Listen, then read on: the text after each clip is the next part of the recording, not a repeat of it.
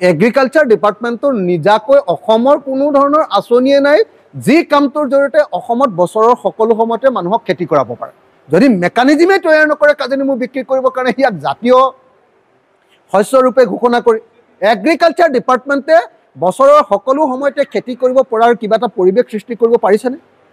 Agriculture ডিপাৰ্টমেণ্টে অসমৰ বিশেষ বিশেষ খেতি যেনেকৈ আদা, এতিয়া পৃথিৱীৰ বেষ্ট ফাইবাৰযুক্ত আদাটোৰ নাম অসমৰ মৰাণ আদা। অসমৰ মৰাণ আদাটোৰ বিষয়ে পৃথিৱীৰ ক'ৰবাত প্ৰচাৰ কৰিছেনে? অসমৰ মৰাণ আদাটোৰ খেতি কৰাইছে এতিয়ালৈকে কওকচোন। আপুনি নেমু টেঙাৰ কাৰণে অধ্যয়নৰ কাৰণে যিটো গৱেষণা কেন্দ্ৰ আছে তিনিচুকীয়াত, সেই গৱেষণা কেন্দ্ৰটো চাবলৈ যাবচোন, কেনেকুৱা মিতপ্ৰায় গৱেষণা কেন্দ্ৰ এটা। কি কাজি নেমুৰ বিকাশ কৰিব? প্ৰথমতে কাজি নেমুৰ উৎপাদন বৃদ্ধি কৰিব লাগিব। কাজি নেমুক লৈ কাজি নেমুৰ গুণাগুণবিলাক গোটেই পৃথিৱীত প্ৰচাৰ কৰিব লাগিব। কাজি নেমুৰ এখন বজাৰ তৈয়াৰ কৰিব লাগিব।